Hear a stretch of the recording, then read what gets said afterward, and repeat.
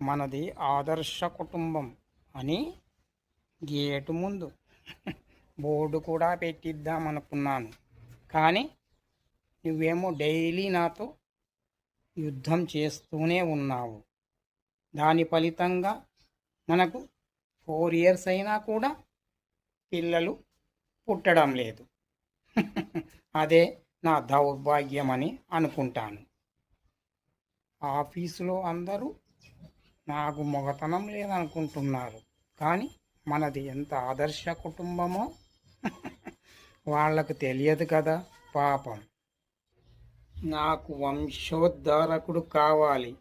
మోడైపోయిన నీ జీవితానికి పులిస్ట పెట్టేయాలని అనుకుంటున్నాను. రేపు కోర్టులో కలుద్దాం. భయపడకు, నీ కట్నం డబ్బులు నేను నీకు రిటర్న్